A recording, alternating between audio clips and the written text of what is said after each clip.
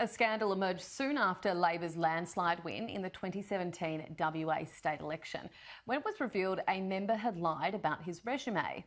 Perth Bureau Chief Emily Evans looks back at the politics and personalities of the party's first term in power ahead of next month's poll.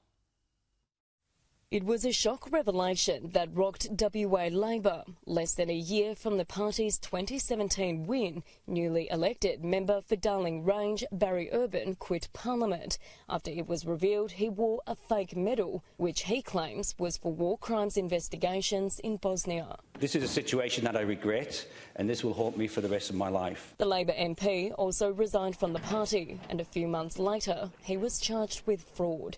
Police say Mr Urban not only lied about his overseas police service and educational history, but that he also forged documents, including 2 British university certificates. It was really the only damaging scandal the McGowan government have had.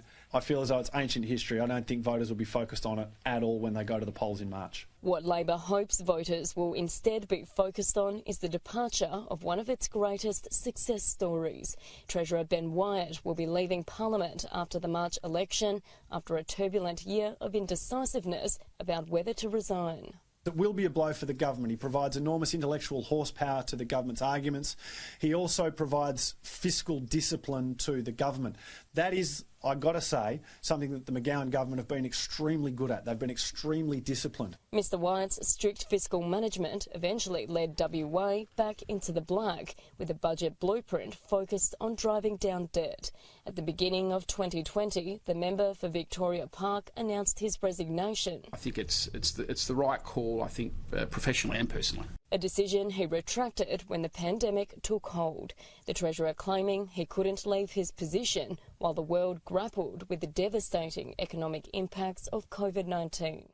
But WA bounced back fairly quickly, with the cost of its hard border arguably offset by social freedoms, iron ore prices reaching new highs, and a significant state government stimulus spend to support those counting the COVID cost.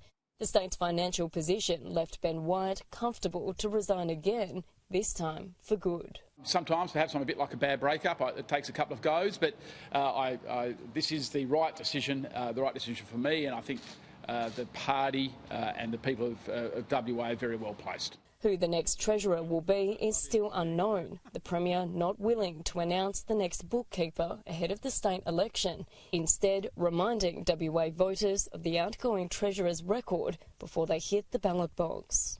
He's been the outstanding Treasurer of Australia bar none, at least for the last decade, and he has delivered surpluses, he has driven down debt, he has engaged in economic reform, he's done things that other governments couldn't dream of.